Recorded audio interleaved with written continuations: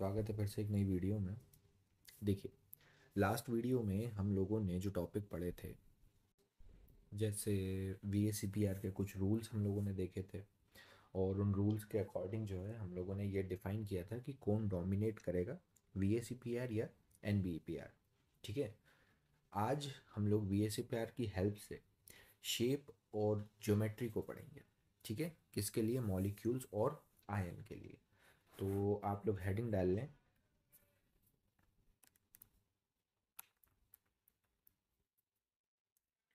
Shape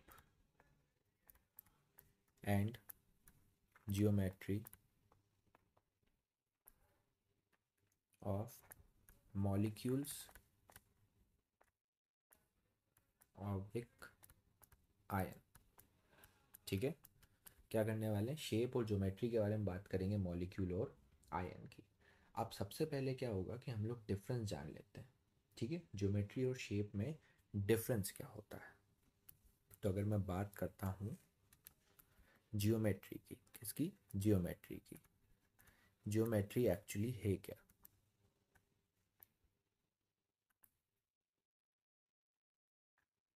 geometry है क्या? ठीक है। अब ज्योमेट्री होता क्या है? एक्चुअली ये होता है 3D अरेंजमेंट हाइब्रिड ऑर्बिटल का अराउंड द सेंट्रल एटम। क्या बोला मैंने? 3D arrangement of hybrid orbital around the central atom is known as geometry. तो लिखिएगा, the 3D arrangement of hybrid orbital around the central atom is known as geometry of molecule। ठीक है। क्या बोला गया? 3D arrangement of hybrid orbital. इस चीज़ का बिल्कुल ध्यान रखना, ये मैंने बोला है हाइब्रिड ऑर्बिटल्स। ठीक है, मैंने बोला है आपको हाइब्रिड ऑर्बिटल का 3D अरेंजमेंट किसके अराउंड? सेंट्रल एटम के अराउंड। तो ये चीज़ बिल्कुल दिमाग में रखना। ठीक है। अब बात करेंगे हम लोग शेप की, कि भाई शेप क्या होता है। शेप में आप लोग लिख सकते हैं द 3D अरेंजमेंट। आप लिखिए, फिर मैं समझाता हूँ। द 3D अरेंजमेंट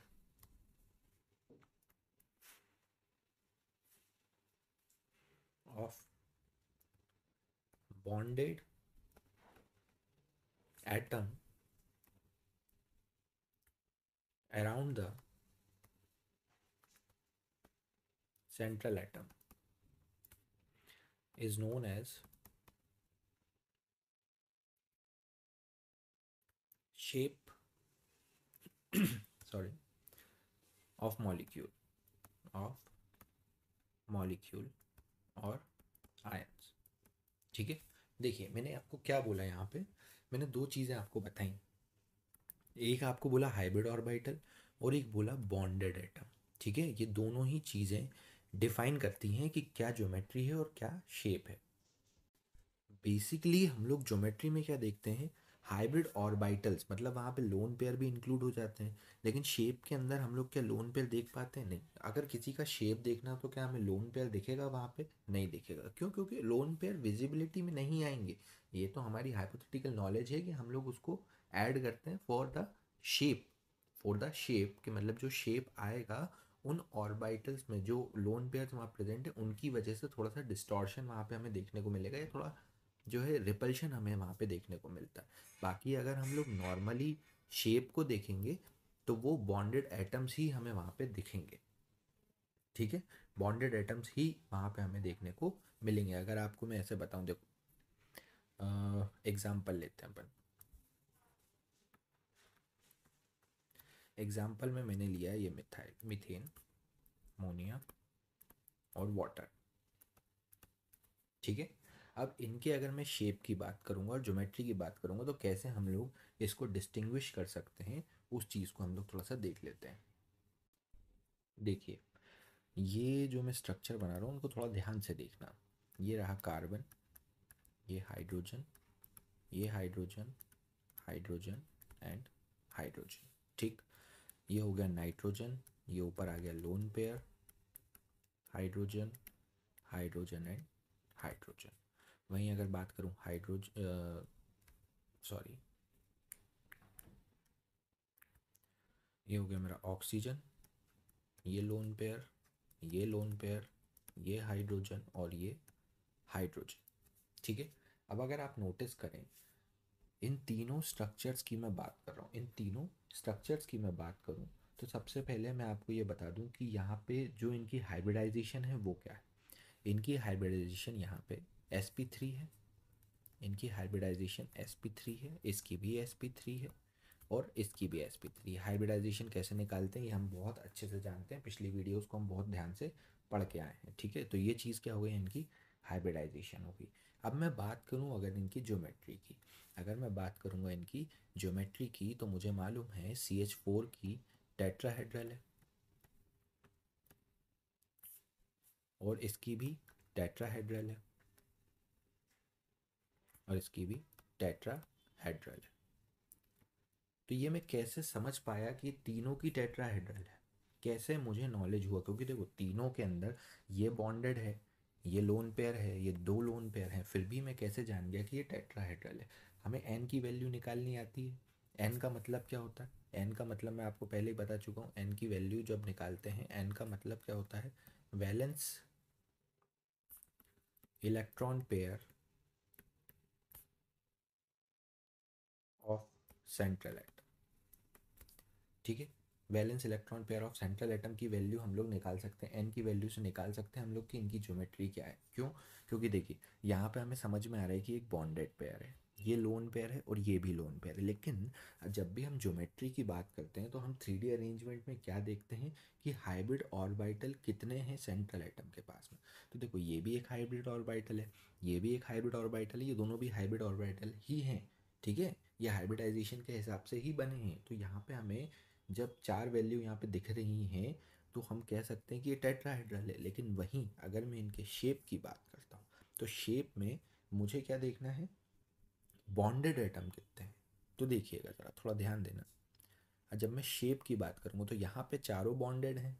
ठीक है, जब चारों बॉन्डेड हैं तो इसकी ज्योमेट्री टेट्राहेड्रल है, तो इसकी शेप भी टेट्राहेड्रल ही होगी।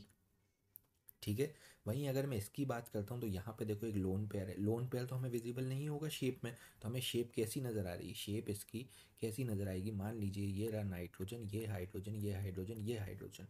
तो ये शेप कैसी नज़र आ रही है, पिरामिडल नज़र आ रही है। कैसी, पिरामिडल नज़र आ रही है। और अगर इसकी बात करें तो यहाँ पे शेप कैसी नज़र आएगी, देखो ये ऑक्सीजन और ये हाइड्रोजन, ये हाइड्रोजन, ये हमें कैसा नज़र आएगा, ये हमें आएगा बैंड शेप, या अगर अपन बोलें वी शेप, या अगर अपन इसको बोल दें angular shape.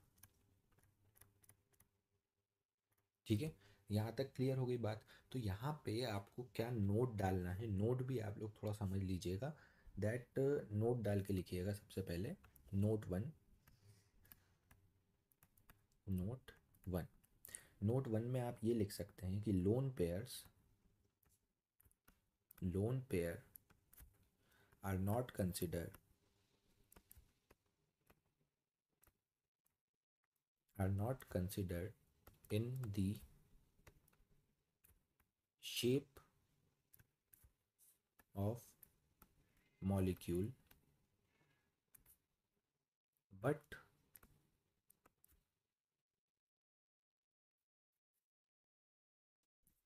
They are used to determine the shape of molecule. देखिए मैंने आपको दो अलग अलग चीज़ें बोली यहाँ पे, दो अलग अलग चीज़ें आपको यहाँ पे बोली। पहली चीज़ क्या बोली कि जो लोन पेयर्स होते हैं वो शेप के लिए कंसिडर नहीं किए जाते हैं, क्योंकि शेप वहाँ पे हमें लोन पेयर दिखेगा नहीं, तो शेप जो हमें दिख रहा है वही हम लोग कंसिडर करेंगे। लेकिन उस शेप को लाने के लिए, उस शेप को बनाने के लिए हम लोगों ने जो लोन पेयर का यूज़ किया, तो वहाँ पे हम लोग उसको डिटरमाइन ज़रूर करेंगे। ठीक है, हमें भले ही लोन पेयर दिख नहीं रहा है लेकिन उसका जो शेप बना, जो मॉलिक्यूल का जो शेप बना ऐसा। अब देखो, अगर यहाँ लोन पेयर नहीं होता तो ये हमारे लिए sp2 हाइब्रिडाइज हो जाता, 120 डिग्री हो जाता। लेकिन यहाँ पे ये जो थीटा एंगल आया है वो किसकी वजह से आया, वो इसकी वजह से आया, लोन पेयर की वजह से, क्योंकि रिपल्शन लगा, जिसकी वजह से थीटा डिग्री पे जो है वो कम हो गया, जिसकी वजह से हम ये कह सकते हैं कि ये जो शेप हमें देखने को मिला वो इस लोन पेयर की वजह से मिला। तो हम डिटरमाइन शेप को डिटरमाइन लोन पेयर की हेल्प से कर सकते हैं, लेकिन हम उसे कंसिडर नहीं करते फॉर द शेप। ठीक है, वहाँ हम लोग ज्योमेट्री का इस्तेमाल करते हैं। वहीं नोट 2 में आप लिखेंगे अब देखिए, पाई बॉन्ड्स भी होते हैं, कुछ पाई बॉन्ड्स भी होते हैं, जैसे कोई सा एग्जाम्पल लीजिए, ऐसा कुछ एग्जाम्पल, ठीक है भाई, ऐसा कुछ एग्जाम्पल है यहाँ पे हमारे पास में। तो यहाँ पे ये जो डबल बॉन्ड्स हैं ये कैरी नहीं कर रहे हैं, यानी कि ये कंसिडर नहीं किए जाएंगे शेप के लिए, यहाँ पे कोई वो शेप नहीं दे रहे हैं जो शेप मॉलिक्यूल का पहले है। पहले हम लोग किस चीज़ को लेंगे, जो बॉन्डेड पेयर है, यानी कि सिंगल बॉन्ड पेयर्स जो होंगे, सिंगल बॉन्ड पेयर्स के हिसाब से ही हम शेप को डिटरमाइन करेंगे। डबल बॉन्ड को लेके वहाँ पे जो है डिटर्मिनेशन नहीं होगी। तो आप यहाँ पे सेकंड पॉइंट में लिखिएगा, pi bonds are not consider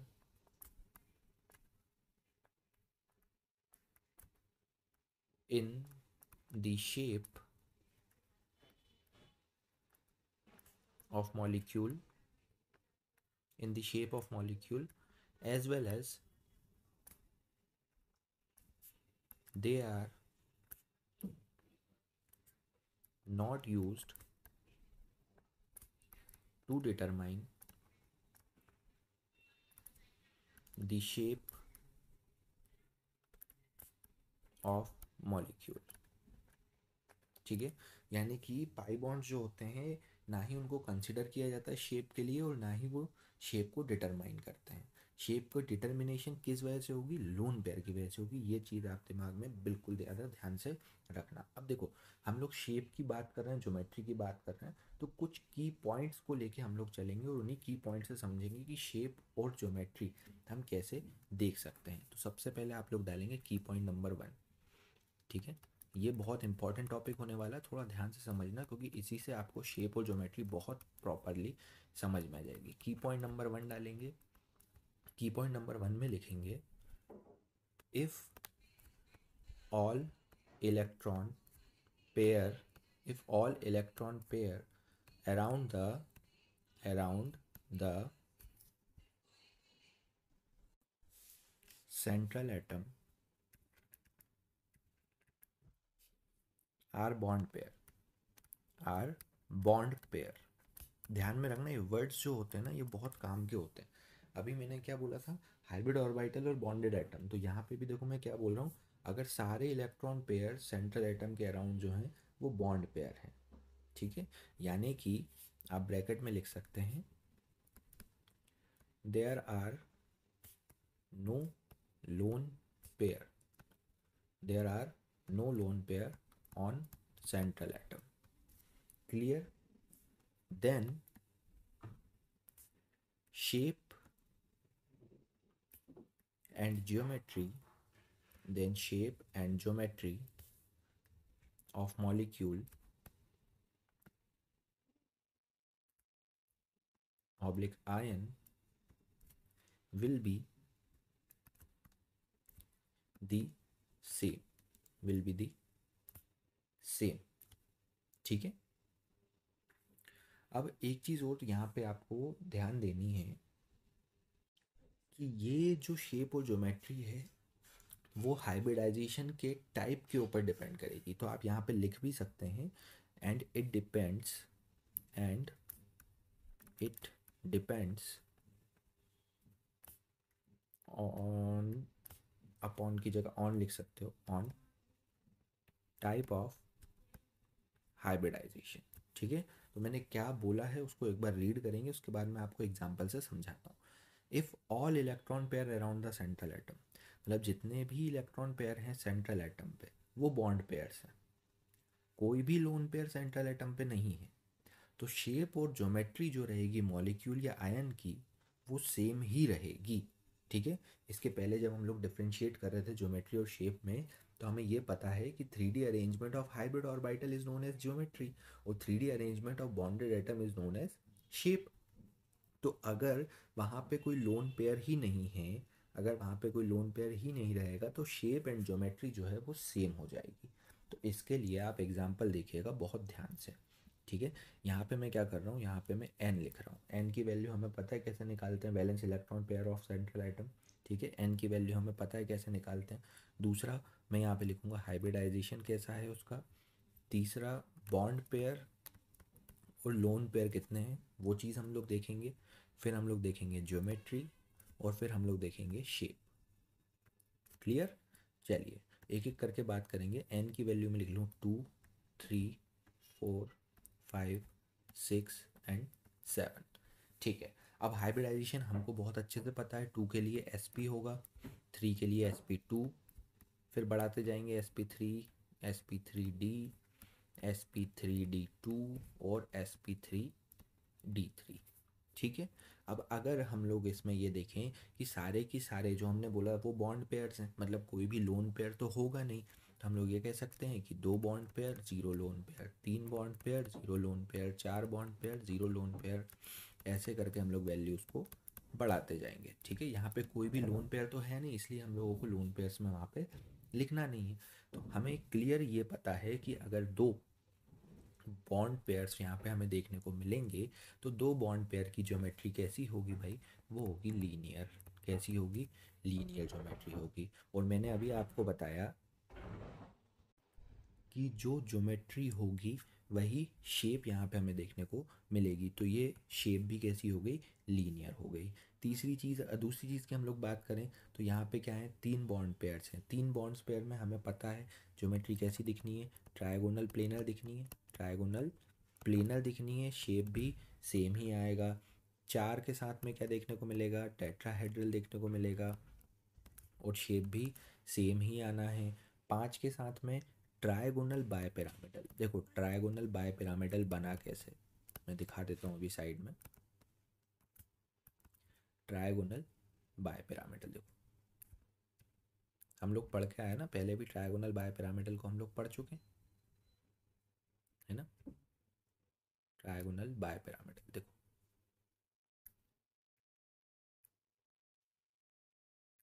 यहाँ पे सेंट्रल एटम के बाद में ये देखो, ये बन गई आपकी trigonal bye pyramidal geometry.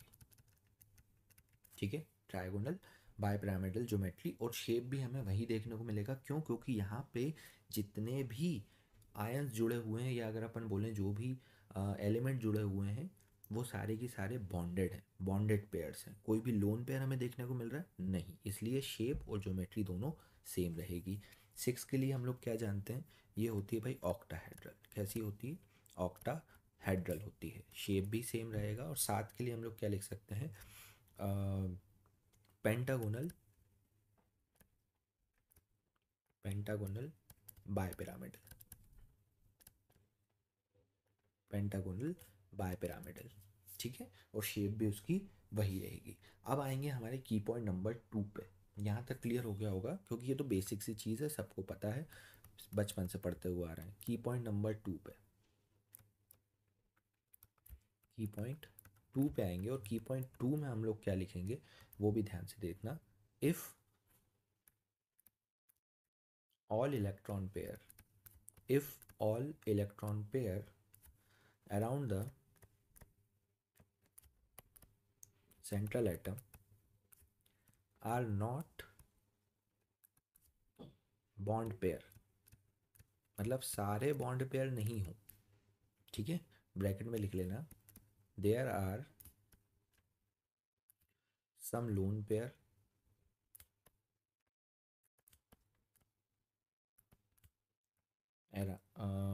Also present.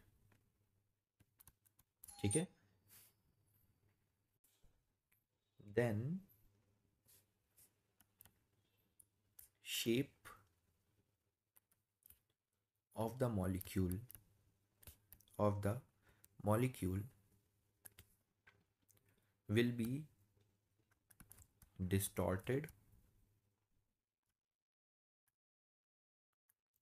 will be distorted because of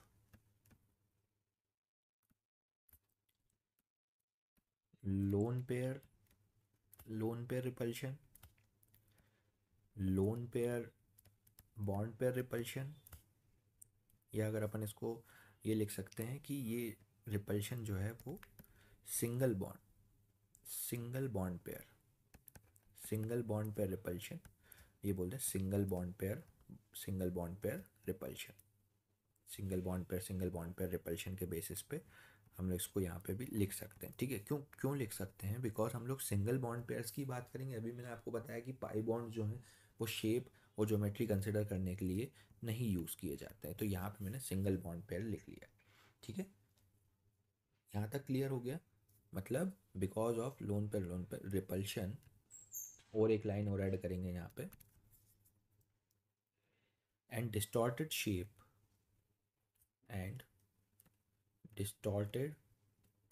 shape of molecule can be identified in the following manner। ध्यान से देखना अब, ठीक है? अब इस चीज़ को ध्यान से देखना, क्योंकि हम लोग यहाँ पे जो पढ़ेंगे ये डायरेक्टली नहीं पढ़ेंगे, इनको केसेस के फॉर्म में पढ़ेंगे। ठीक है, जैसे ऊपर हम लोगों ने डायरेक्टली स्ट्राइक नंबर देख के पढ़ लिया था, लेकिन यहाँ पे हम लोग केसेस के बारे में बात करेंगे और केसेस के बेसिस पे इसको ही पढ़ेंगे। तो केस नंबर 1 आप डालेंगे, केस नंबर 1 डालेंगे, और केस नंबर 1 में एग्जांपल लूँगा मैं n इज इक्वस टू 2 का। ठीक है, n इज इक्वस टू 2 अगर मैं लेता हूँ, और यहाँ पे मैं लिखूँगा हाइब्रिडाइजेशन, यहाँ पे bond pair plus lone pair, ये ज्योमेट्री हो गई, और ये हो गया हाइब्रिडाइजेशन। थोड़ा हाइब्रिडाइजेशन को दूर लिखा जाए, कंफ्यूजन नहीं होना चाहिए। ठीक है, हाइब्रिडाइजेशन।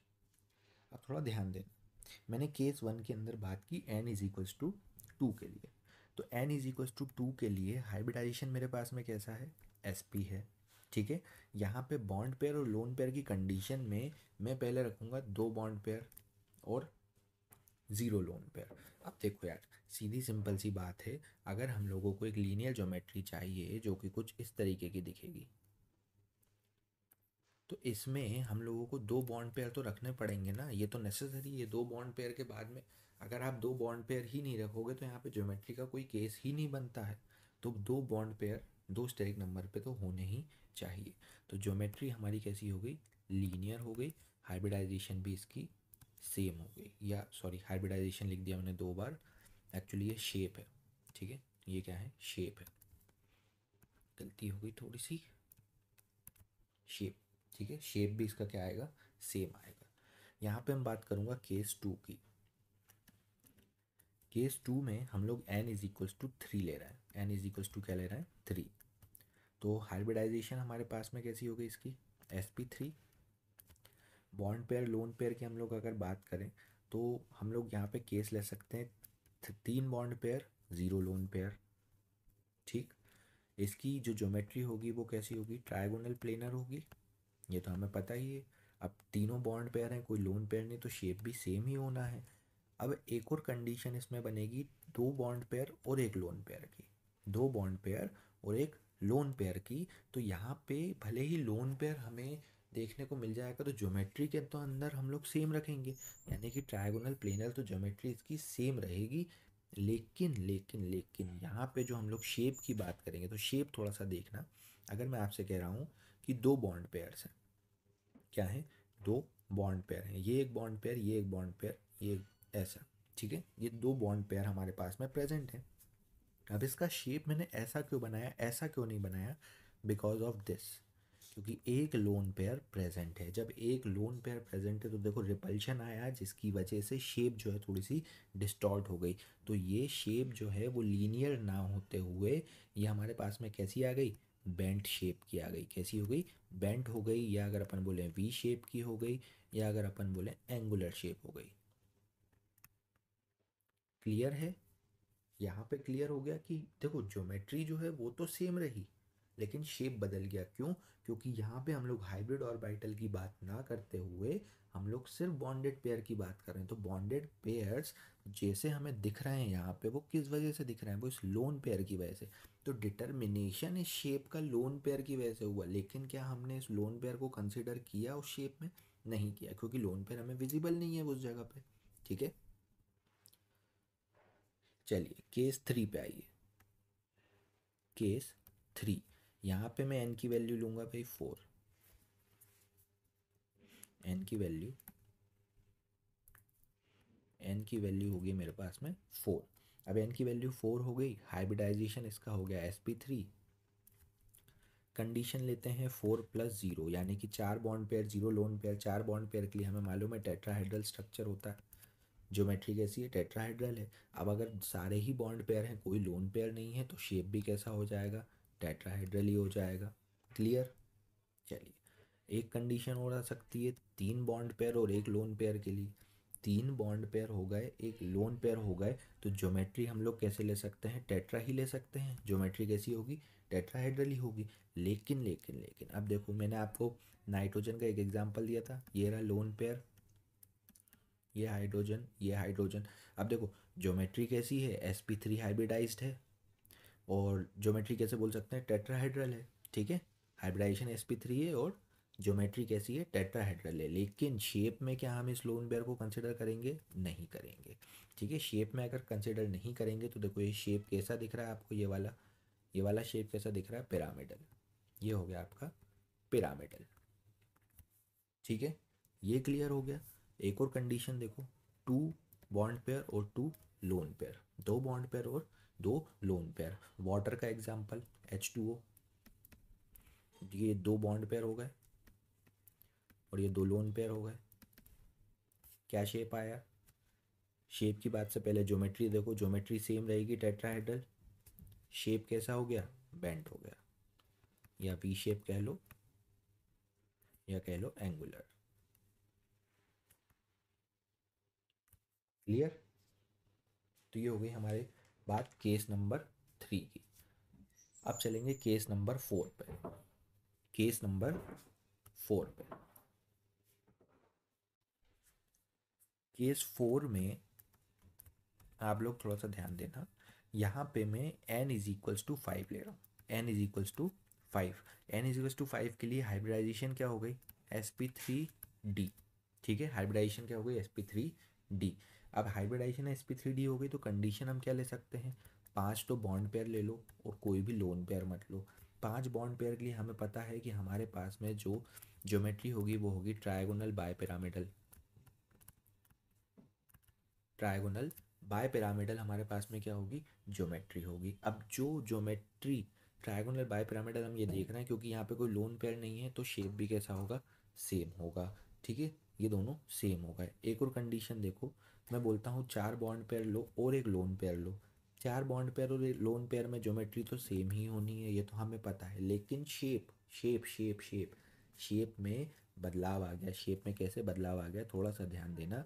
अगर मैं आपसे कहता हूँ कुछ इस तरीके से, ये शेप कुछ इस तरीके से बनाऊंगा मैं इसका।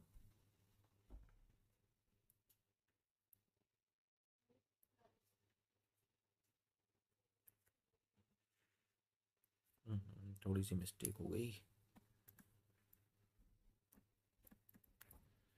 देखिएगा ज़रा। यहाँ पे ये आ गया आपका एक लोन पेयर, ये आ गया लोन पेयर। ठीक है, कुछ इस तरीके से। तो शेप हमें कैसे देखने को मिला? ये के शेप देखने को मिला। कैसा शेप देखने को मिला? के शेप। अब ये जो के शेप हमें देखने को मिलेगा, ये जो के शेप हमें देखने को मिल रहा है, वो किस वजह से देखने को मिल रहा है? क्योंकि यहाँ पे ये लोन पेयर प्रेजेंट है। क्या है ये? एक लोन पेयर प्रेजेंट है। क्लियर हो गया? लोन पेयर प्रेजेंट हुआ तो कैसा शेप देखने को मिल रहा है? के शेप देखने को मिल रहा है। क्योंकि अगर यहाँ पे एक और एक बॉन्ड पेयर आ जाता इस तरीके से, तो ये हमारे लिए ट्रायगोनल बाय पिरामिडल ज्योमेट्री नहीं हो जाती। ठीक है, तो यहाँ पे लोन पेयर प्रेजेंट होने की वजह से हम इसको ये कह सकते हैं कि ये के शेप है। के शेप है, या अगर अपन इसको बोल सकते हैं डिस्टॉर्टेड टेट्राहेड्रल, ठीक है, डिस्टॉर्टेड टेट्राहेड्रल हम इसको बोल सकते हैं। ठीक, अब इसी में एक और कंडीशन आप देखो, मैं बोलता हूँ इसको मैं बोल सकता हूँ 3 बॉन्ड पेयर और 2 लोन पेयर। 3 बॉन्ड पेयर और 2 लोन पेयर की मैं बात करता हूँ, ठीक है। अब 3 बॉन्ड पेयर 2 लोन पेयर में ज्योमेट्री तो सेम ही होनी है, शेप कैसा हो जाएगा? शेप को हम बोल सकते हैं कि ये बन जाएगा आपका टी शेप। कैसा बन जाएगा? टी शेप का हमें देखने को मिलेगा। अब टी शेप कैसे बनेगा ये भी आप थोड़ा सा ध्यान दो। देखो, पहले मैंने आपको ये ऐसा कुछ बना के दिखाया था, यहाँ पे एक लोन पेयर लगाया था। अब मैं अगर इसको यहीं पे एक बॉन्ड पेयर बना दूँ, ऐसा कुछ बॉन्ड पेयर बना दूँ, और यहाँ लोन पेयर और यहाँ लोन पेयर दे दूँ, ये 2 लोन पेयर मैंने यहाँ दे दिए हैं, तो देखो ये शेप कैसा दिख रहा है आपको? टी शेप का। कैसा दिख रहा है? टी शेप हमें देखने को मिल रहा है। वहीं अगर एक और कंडीशन लेता हूँ कि 2 बॉन्ड पेयर ही रहने दूँ और 3 लोन पेयर लगा दूँ, 2 बॉन्ड पेयर और 3 लोन पेयर, मतलब ये वाला जो बॉन्ड पेयर था इसको अब मैं यहाँ से हटा देता हूँ, इसको भी मैं यहाँ से हटा देता हूँ, तो मेरे पास में जो शेप आएगा वो कुछ इस तरीके से हो जाएगा। यानी कि कैसा हो गया? ज्योमेट्री तो सेम हुई और शेप में क्या चेंज आया? ये बन गया आपका लीनियर। क्या बन गया? लीनियर, ठीक है। अब चलेंगे केस नंबर 5 पे। केस नंबर 5, ठीक है। केस नंबर 5 आप ध्यान से देखना। केस 5 में मैं n की वैल्यू ले रहा हूँ 6, बार बार m लिखा जाता है, n की वैल्यू क्या हो गई? 6। हाइब्रिडाइजेशन sp3d2, ठीक है, sp3d2। यानी कि मैं आपसे ये कह सकता हूँ कि मुझे 6 बॉन्ड पेयर लेने हैं और कोई भी लोन पेयर नहीं लेना। तो इसके लिए हमारे पास ज्योमेट्री कैसी हो जाएगी? ऑक्टाहेड्रल। 6 है ना, तो ज्योमेट्री हो गई ऑक्टाहेड्रल। ज्योमेट्री ऑक्टाहेड्रल, कोई लोन पेयर नहीं तो shape same octahedral. Condition change कर लो, दूसरी कंडीशन में क्या ले सकते हो? 5+1, यानी कि 5 बॉन्ड पेयर और एक लोन पेयर। जब 5 बॉन्ड पेयर और एक लोन पेयर लोगे तो ज्योमेट्री तो हमारे पास में सेम होनी है। ज्योमेट्री क्या होनी है?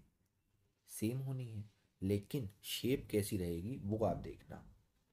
उसके पहले ये समझ लेते हैं कि ऑक्टाहेड्रल हमें कैसा दिख रहा है। देखो, ऑक्टाहेड्रल हमें बेसिकली दिखेगा कुछ इस तरह से। ये हो गया ऑक्टाहेड्रल,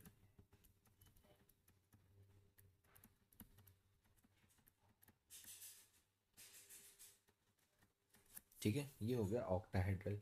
वहीं अगर मैं आपसे ये कह दूं कि कोई भी ऐसा एक मॉलिक्यूल ले लो रैंडम सा, जैसे XeO2F4 ले लेते हैं, तो यहाँ पे अगर मैं आपसे बोलूँगा ये Xe है, ये डबल बॉन्ड O, ये डबल बॉन्ड O, ये F और ये F, तो यहाँ पे हम लोग इस ज्योमेट्री को क्या बोलते हैं? इस ज्योमेट्री को हम लोग नाम देंगे भाई टेट्रागोनल। टेट्रागोनल, या अगर हम लोग नाम देंगे स्क्वायर बाय पिरामिडल, ठीक है। ये आपके बहुत काम में आएगी, थोड़ा ध्यान में रखना इस चीज़ को, ये इंपॉर्टेंट है, ठीक है। टेट्रागोनल या स्क्वायर बाय पिरामिडल, इसका शेप बोल दिया जाएगा, ठीक है। देखो क्यों बोल दिया गया, क्योंकि यहाँ पे हम लोग कंसिडर नहीं करते ना डबल बॉन्ड को। आगे देखो, आगे समझ में आएगा। जैसे 5 बॉन्ड पेयर लिए मैंने और एक लोन पेयर लिया मैंने, तो यहाँ पे जो ज्योमेट्री होगी, जो ज्योमेट्री है वो तो ऑक्टाहेड्रल है, लेकिन शेप देखो चेंज हो गया। शेप कैसा हो गया? चेंज हो गया। कैसे चेंज हो गया थोड़ा ध्यान देना। ये तो एक लोन पेयर हो गया और ये एक बॉन्ड पेयर हो गया। तो इस केस के अंदर हम लोग क्या कह सकते हैं कि ये तो स्क्वायर और ये पिरामिड, स्क्वायर पिरामिडल, ठीक है। शेप कैसा हो गया? स्क्वायर पिरामिडल हो गया। ये ऑक्टाहेड्रल 6 प्लस ज़ीरो की जो बात की है ना हमने, वो है ये। यहाँ पे आप टेट्रागोनल या स्क्वायर बाय पिरामिडल इसको बोल सकते हो, स्क्वायर बाय पिरामिडल आप इसको बोल सकते हो, ठीक है। ऑक्टाहेड्रल के साथ में आप इसको ये भी बोल सकते हो। जब ये वाला एग्जाम्पल SF6 का एग्जाम्पल हो या XeO2F4 का एग्जाम्पल हो, तब आप इसको ऐसा बोल सकते हो, ठीक है। किस चीज़ को? इसके शेप को। तो ऑक्टाहेड्रल शेप बोल लो या टेट्रागोनल स्क्वायर बायपिरामिडल यहाँ पे बोल दो। दूसरी कंडीशन लेते हैं अपन 4+2 की। 4+2 के अंदर ज्योमेट्री तो सेम रहेगी, बट यहाँ पे ये जो बॉन्ड पेयर मैंने लगाया हुआ है इसको आप लोन पेयर में कन्वर्ट कर दो। तो देखो आपके पास में स्क्वायर आ गया, तो ये हो जाएगा आपका स्क्वायर प्लेनर। कैसा हो गया आपका? स्क्वायर प्लेनर हो गया, ठीक है। आई होप यहाँ तक समझ में आया। n=6 तक, यानी कि केस 5 तक आपको समझ में आया होगा। अब बात करेंगे हम लोग केस 6 की। ये थोड़ा सा इंपॉर्टेंट है भाई, थोड़ा ध्यान से समझ के चलना, बहुत ज़्यादा इंपॉर्टेंट होने वाला है। केस 6। केस 6 में हम लोग क्या देखेंगे? केस 6 में n की वैल्यू मैंने ले ली है 7, ठीक है। n की वैल्यू 7 ली, हाइब्रिडाइजेशन sp3d3 आया, sp3d3 आया। और साथ में मैं कह सकता हूँ कि 7+0, 7 बॉन्ड पेयर लूँगा और 0 लोन पेयर लूँगा। तो यहाँ पे जो ज्योमेट्री बनेगी वो बनेगी पेंटागोनल, पेंटागोनल बाय पिरामिडल।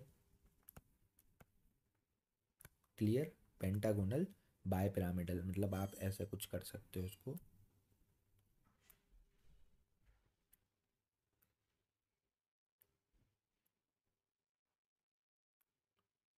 ये कुछ ऐसी बनेगी। थोड़ा सा स्ट्रक्चर मेरा सब बिगड़ गया है, रुक जाओ फिर से बनाता हूँ, कोई दिक्कत नहीं है।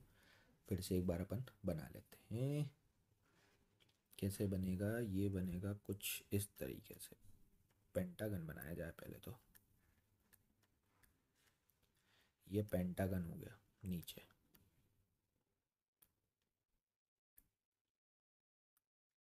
ठीक। पेंटागोनल बाय पिरामिडल मतलब नीचे पेंटागन बन जाए, ऊपर दो, एक ऊपर और एक नीचे, तो ये हो जाएगा आपका पेंटागोनल बाय पिरामिडल। अगर सारे के सारे बॉन्ड पेयर हैं, कोई लोन पेयर नहीं है, तो शेप कैसा होना चाहिए? सेम होना चाहिए। कंडीशन दूसरी देखना। दूसरी कंडीशन में आपसे कहता हूँ 6+1 लो। तो जब 6+1 लिया, मतलब मैंने क्या बोला आपको कि 6 बॉन्ड पेयर और एक लोन पेयर लो।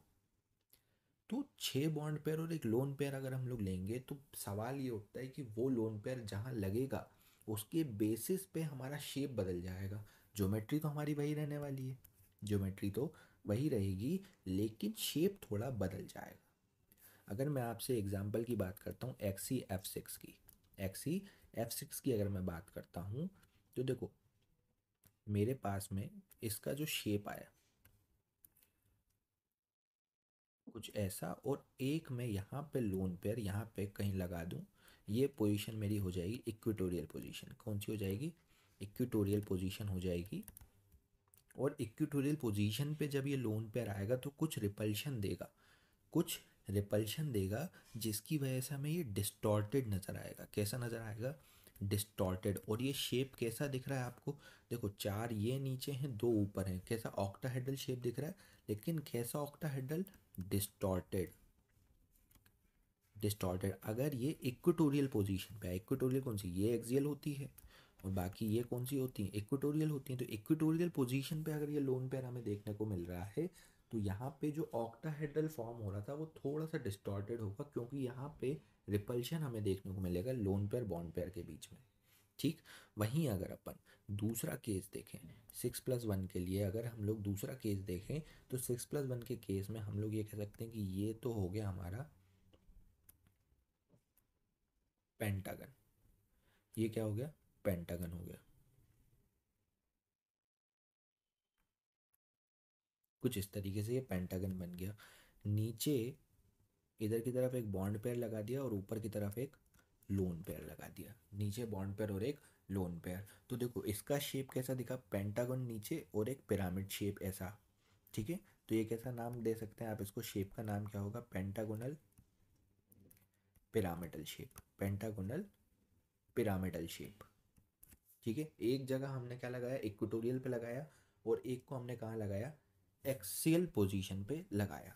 यहाँ पे आप जो एग्जाम्पल देखोगे, एग्जाम्पल एक का तो मैंने बता दिया XeF6 देखेंगे, इनके जो एग्जाम्पल देखेंगे आप देखेंगे XeO F5, HCO F5 और IOF5।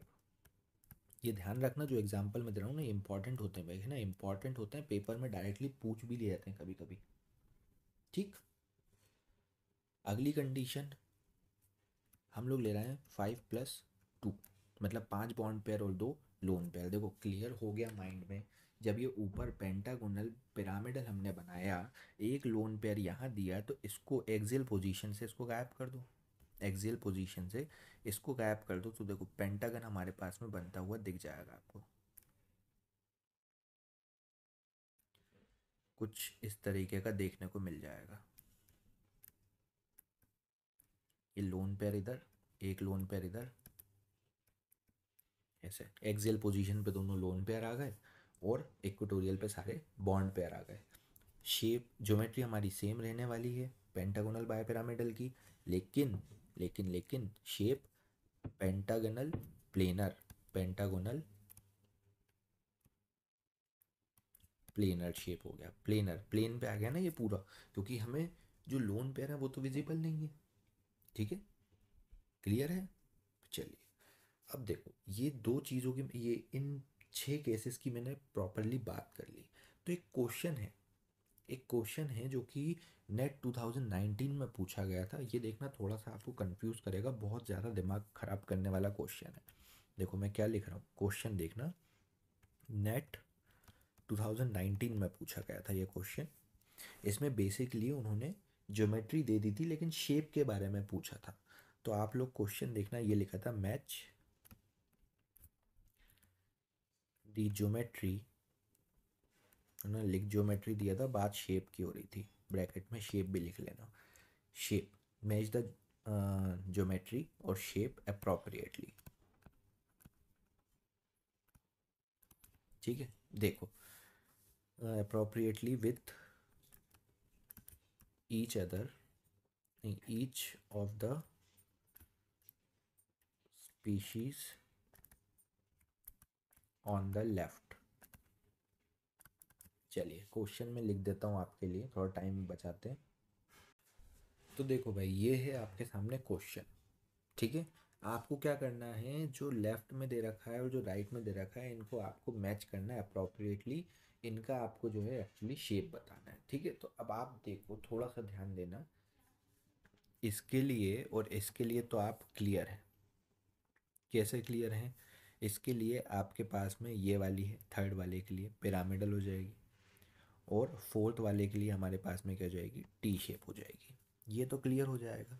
लेकिन यहाँ पे आपको फंडा समझ नहीं आ रहा, ये थोड़ा सा कॉम्प्लेक्स मॉलिक्यूल आपको यहाँ पे दे दिया गया।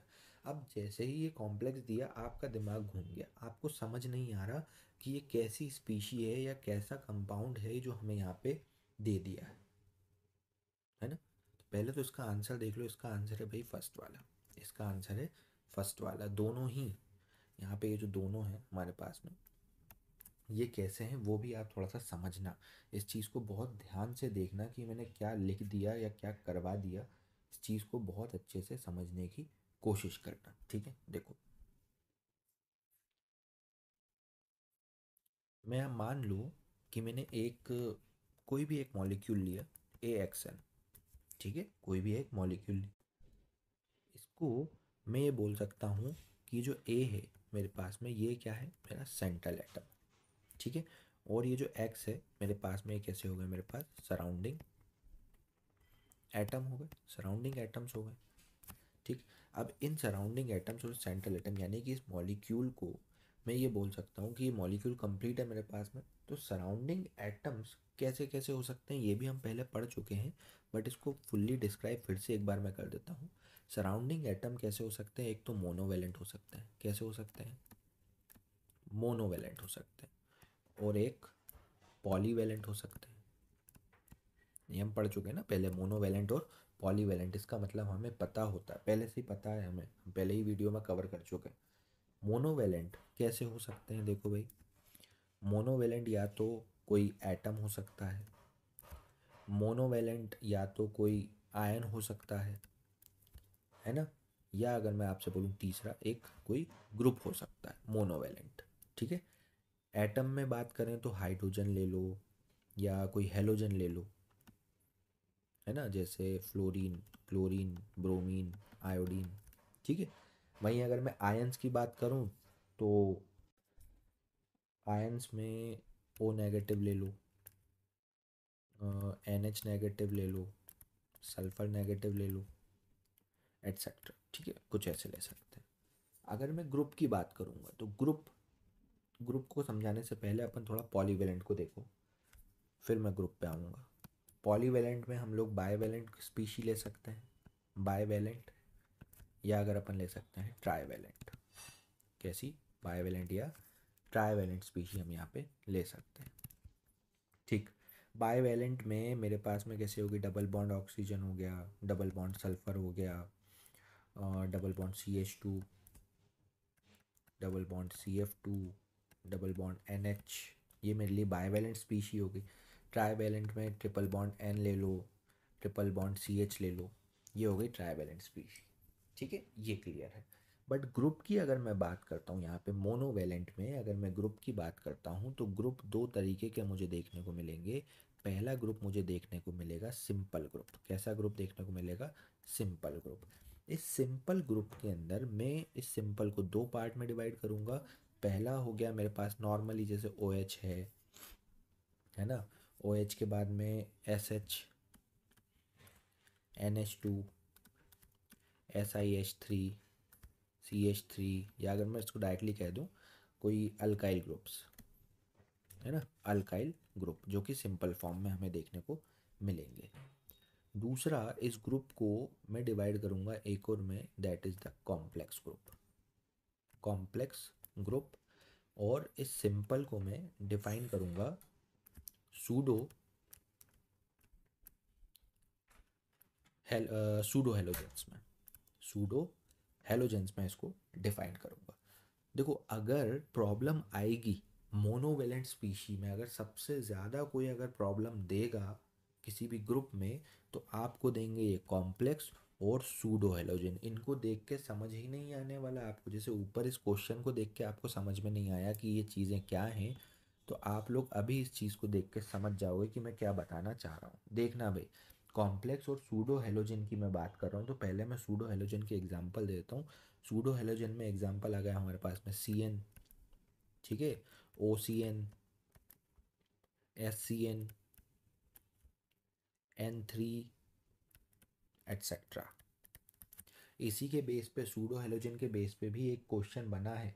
सूडो हेलोजन के केस पे भी एक क्वेश्चन बना है जिसको आपको देख के समझ में नहीं आएगा कि हाइब्रिडाइजेशन क्या है। देखना भाई, मैं आपसे क्वेश्चन कर रहा हूँ C6N18। अब आपको इसकी हाइब्रिडाइजेशन बतानी, कार्बन की हाइब्रिडाइजेशन आप बताएं C6N18 की। करके देखो कोशिश,